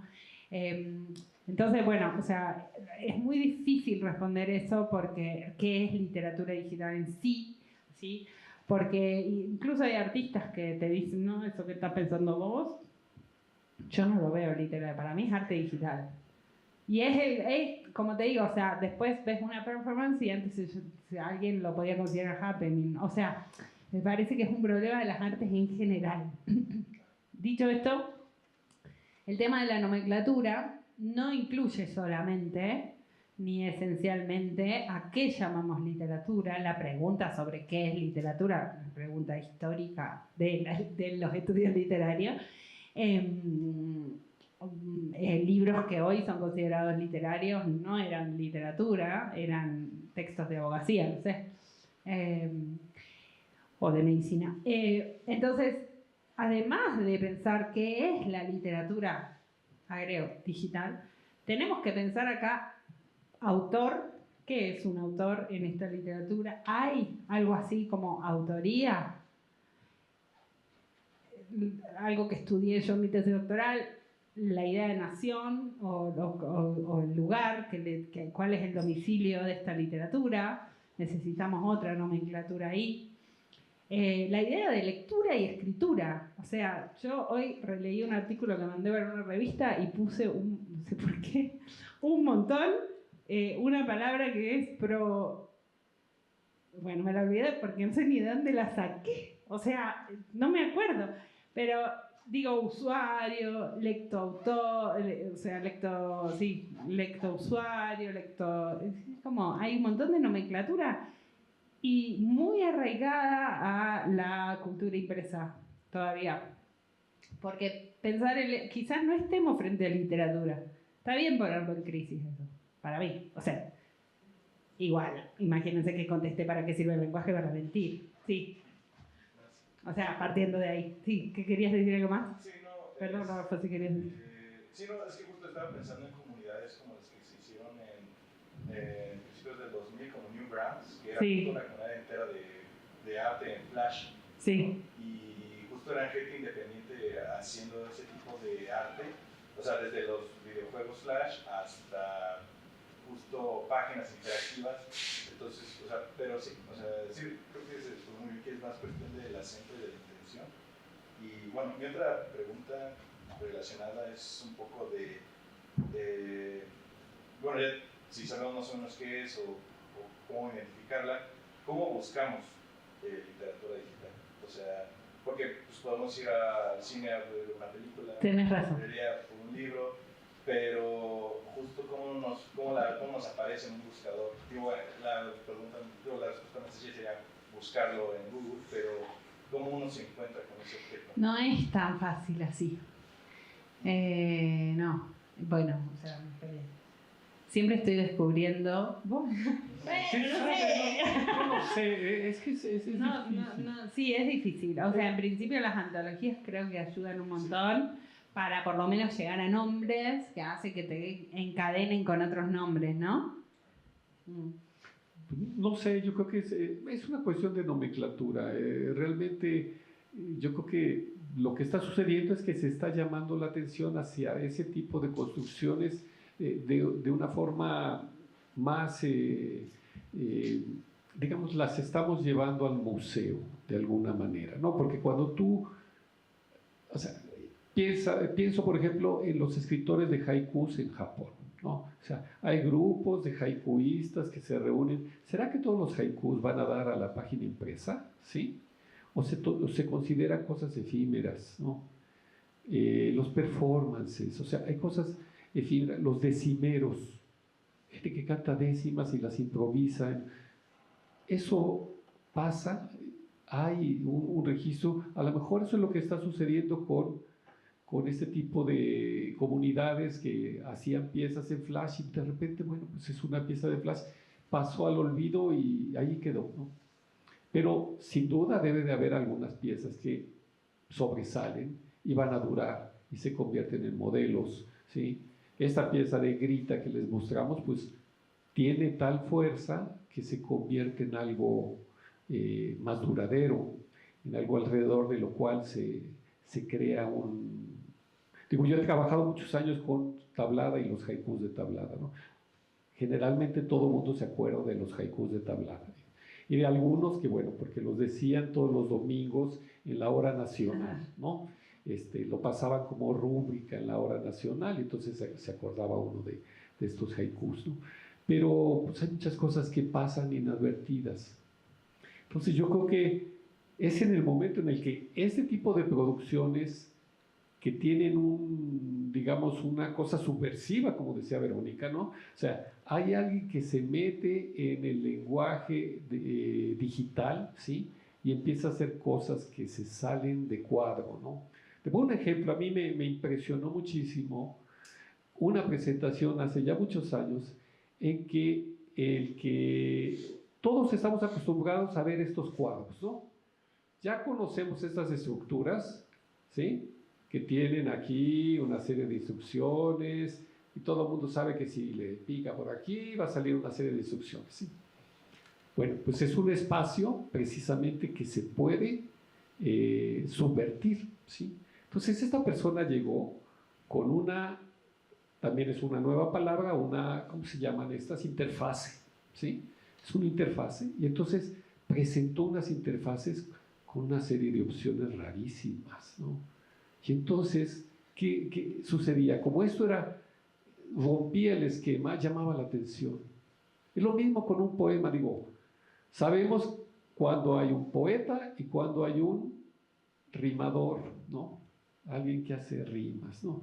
Oye, es que mi tío también es poeta. Pues sí, pero resulta que mi tío escribe. Sí. Pero hay grados, ¿no? Entonces yo creo que es el rompimiento de eso lo que lleva a ya una consideración superior. Hay algo interesante para decir relacionado con esto que estás diciendo vos, Rodolfo, me parece, y es en función de lo que significa la preservación o el archivo demás. Al igual que en la literatura impresa, en estas literaturas hay procesos de consagración, hay procesos de canonización, ¿no? De formar un canon. Y hay procesos de comunidades, una especie de mercado que no es de dinero, pero un mercado en el sentido de valores, ¿no? De valor estético incluso, de valor simbólico y de localización. Por eso es importante pensar qué iniciativas hay desde el sur global, ¿no? Para mostrar y para posicionarnos. En ese sentido, a mí me parece que lo que vieron esto de que las vanguardias se dejaron de ser vanguardias, dice Peter Burger, cuando entraron al museo, o sea, cuando se institucionalizaron. En cambio, cuando estas piezas, desde mi óptica, estas piezas entran a estas iniciativas que serían el museo, que no lo es, pero en realidad lo que hacen es pasar por un proceso de visibilización que las consagra, las nuclea y las hace un poco más accesibles, menos de nicho. Después está la pregunta del reverso de eso, que es ¿quién puede crear esta literatura? ¿Es alguien que crea memes? ¿Es alguien que hace literatura digital? ¿Es alguien que usa las redes sociales de otro modo? ¿Alguien que hace literatura digital? ¿Es alguien que agarra un Instagram y pone sus poemas pasados por, digamos, poema que se hace una imagen y que a su vez se repostea como fotografía, pero en realidad es palabra escrita? ¿Es eso literatura digital? ¿Quién puede producir, aparte de quién puede consumir? Porque, digamos, quienes están acá y si gustan, como les dije, pueden entrar a mi web y me mandan un correo y les mando todas estas y más páginas si quieren, no hay problema. Ahora, no tengo, o sea, escríbame y les voy a contestar, prometo, son pocos, así que puedo hacer 14 mails. Pero después está esa otra pregunta, ¿no? Que es una pregunta que es la misma pregunta de lo que está diciendo él. Mi tío escribe poemas. Está. Pero, ¿eso lo hace escritora mi tío? No sé. O sea, discutámoslo. Pero hay un proceso de institucionalización distinto, totalmente distinto, digamos, estos espacios, o sea, el internet o bueno, el soporte digital propone otras formas de institucionalización, muchísimo más lábil, muchísimo más cambiante, o sea, en otro orden de cosas, veamos lo que pasa con las startups, suben, bajan, van, se vuelven super compañía, quiebran, lo mismo. Pero sí, creo que son dos preguntas. O sea, yo hice la otra. Todos nos hemos vuelto fotógrafos, ¿no? Sí, exacto. ¿Y cómo están los fotógrafos? Furiosos, ¿no? ¿Por qué? Porque dice, bueno, es que no conocen. Y en verdad, sí, hay algo ahí. Y además hay otra cosa muy importante. Nosotros sacamos fotos con estas máquinas y ya tienen programas y cosas que están metidas ahí que alteran las imágenes automáticamente, ¿sí? O sea, lo que ustedes están tomando el ya smog está de México procesado. no se ven las fotos. O sea, yo le mando a todo el mundo, hay mucho smog, no puedo respirar. Pero es divina la foto, un solazo. Y es de programa, chicos. Y no lo puedo sacar. O sea, quiero y no puedo. No, ya los ajustes están hechos. Determinadas teléfonos, sí, tienen unos ajustes menos finos, pero ya están automáticamente metidos, ¿sí? Y eso es algo que no tenemos mucha conciencia de eso, lo que está sucediendo en la producción de imágenes tan grande que tenemos hoy en día, ¿no? Entonces, pues yo creo que sí, hay que llamar la atención a esa relación de la técnica, la tecnología, con lo que estamos viviendo día a día, ¿no? Sí, tiene una incidencia bastante fuerte. Bueno, ¿Alguna otra pregunta, no? Sí. ¿Sí? Yo estaba pensando si quizá el desarrollo de un lugar geográfico que sitúe a las obras dentro de un cierto, digamos, margen de características formales es lo que dificulta tanto clasificarlas, por un lado, y por el otro, ¿qué tanto los sistemas que se están como implementando en cuanto a interfaces de las páginas web y de, digamos, sitios digitales en general, y los sistemas de tags ayudan a esclarecer un poco la opacidad de las obras? Los sistemas de tags en las interfaces, ¿no? Decís vos. Perdón, ¿cuál era la primera? Perdón, de nuevo. Si digamos que el desarrollo de un lugar geográfico, que un lugar geográfico a veces implica una cierta, digamos, lista de características formales, es lo que, digamos, impide o entorpece un poco hasta cierto punto la clasificación de qué es literatura o qué características tiene la literatura. Las características formales pueden entorpecer, sí, la nomenclatura, sí, correcto, pero no diría que es una cuestión geográfica en el aspecto de que, a ver, O sea,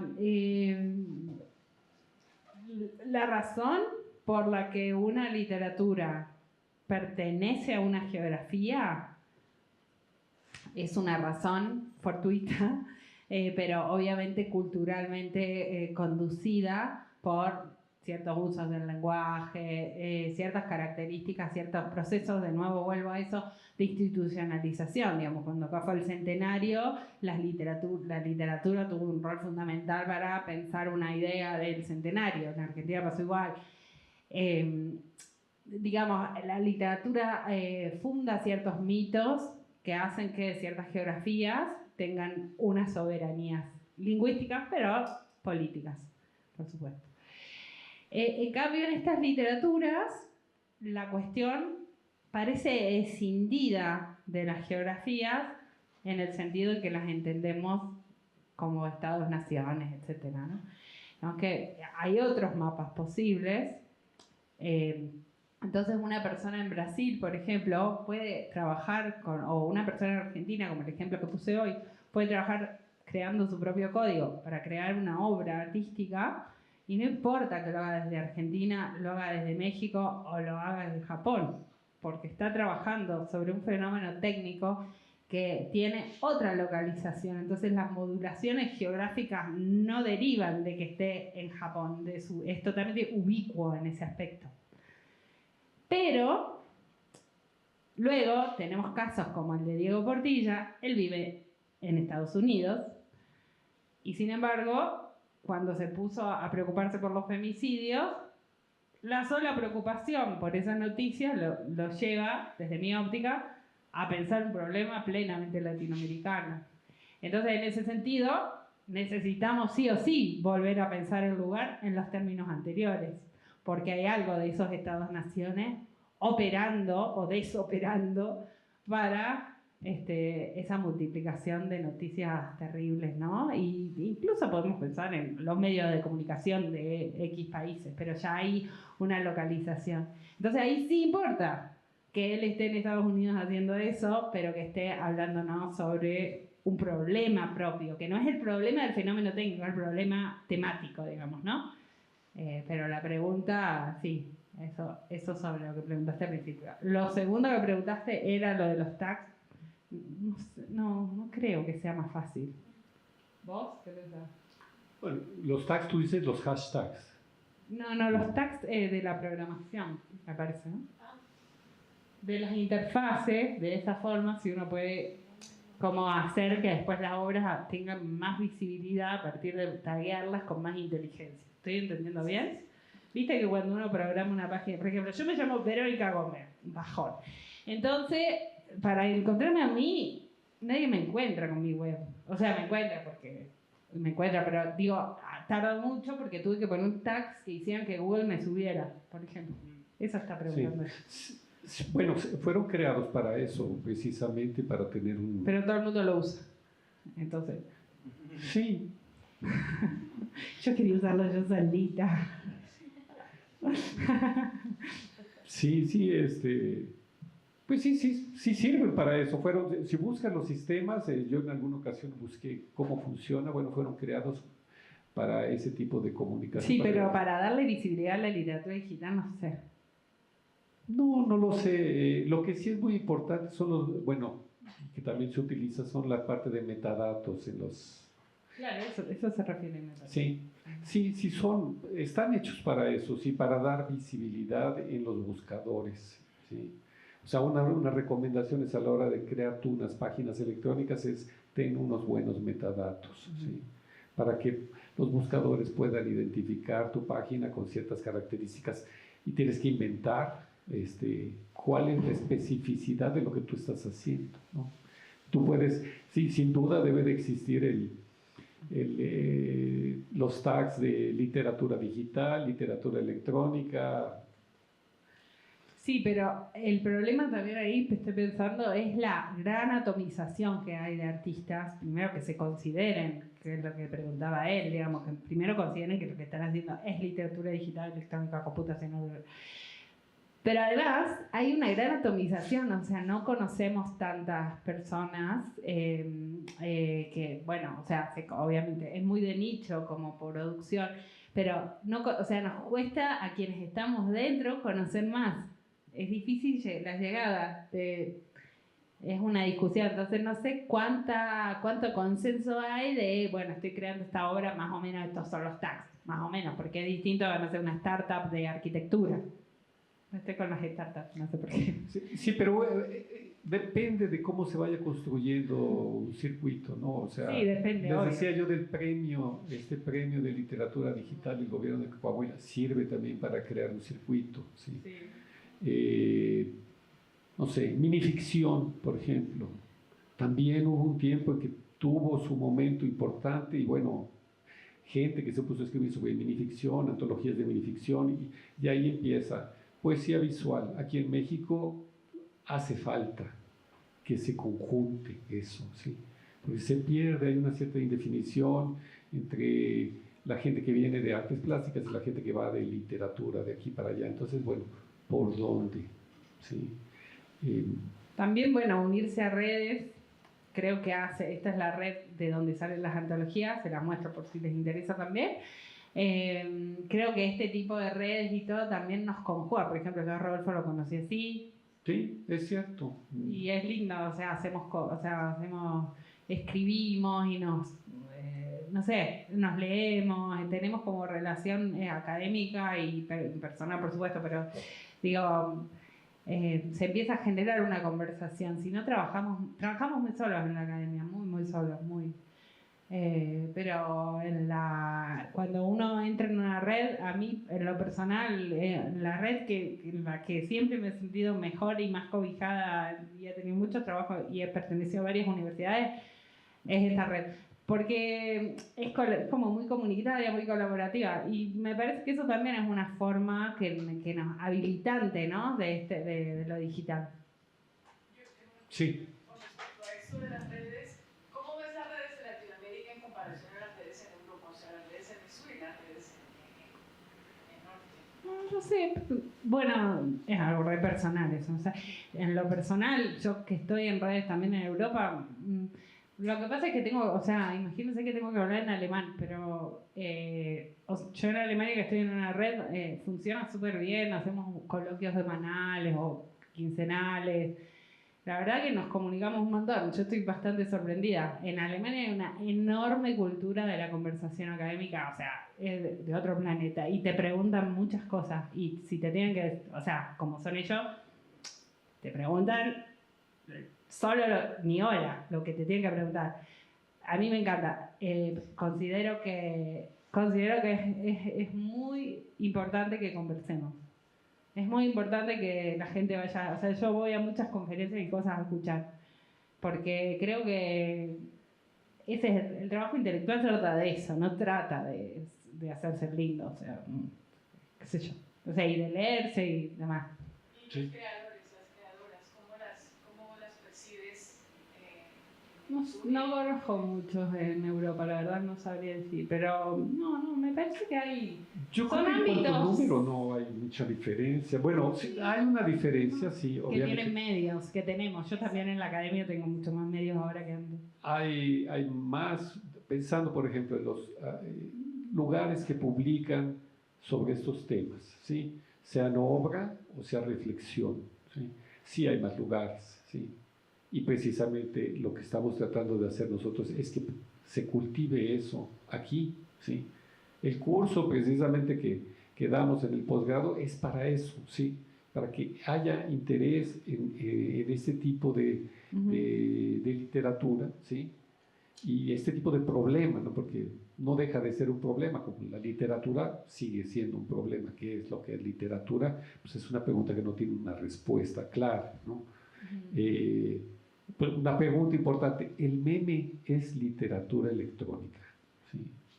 Vaya, hubo un momento en que pues, hubo mucho rechazo de eso. Que no, estoy en la lucha. Sí, ya había que sí, que no, bueno, pero en la discusión se van creando muchas cosas. ¿Sí? Igual, conceptos también. El haiku, es que eso no es haiku porque no sigue las reglas japonesas. Ah, pero tiene que seguir las reglas japonesas si estamos hablando una lengua muy diferente. ¿Por qué? Y en la discusión se va creando el circuito. ¿Sí? Ah, no, eso no es haiku, es un poema breve. ¿Sí? Bueno, pues el poema breve. Ah, yo le voy a llamar micrograma, ¿no? Como le llamó un ecuatoriano, ahora no recuerdo su nombre, pero dijo, no, esos son los microgramas. ¿Sí? Y así. Y bueno, siempre hay alguien que dice, yo voy a inaugurar algo nuevo. Sí. Eso es también una ilusión que a veces cuaja, que a veces no. Vicente Huidobro desfiló por todos lados hablando del creacionismo. ¿Sí? Se peleó con Pierre Reverdí de que el creacionismo era mío y no es tuyo, y fue y sobajó a los españoles también, que lo habían recibido muy bien. Y a final de cuentas, ¿quién se acuerda del creacionismo? Unos cuantos. ¿Quién se acuerda del surrealismo? Muchísima más gente. ¿Por qué? Pues tenemos que preguntar ¿por qué? ¿Sí? Hay algo que hizo el surrealismo bretón, que hizo que eso cuajar, ¿no? Tal vez fue el vínculo con la pintura, ¿sí? Esa es una teoría. Tal vez fue el vínculo con la pintura porque cuando Bretón se da cuenta que la pintura le va a atraer más gente, pintura surrealista. Pero Vicente Huidobro no dijo pintura creacionista. Los futuristas dijeron pintura futurista, ¿sí? Pero a ver, háganme una distinción entre pintura futurista y pintura surrealista. Y agarren una pintura de Giacomo Balla, por ejemplo, y compárenla con alguna otra del surrealista.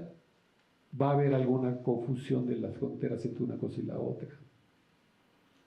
Pero bueno, pues así se va creando nuestro circuito.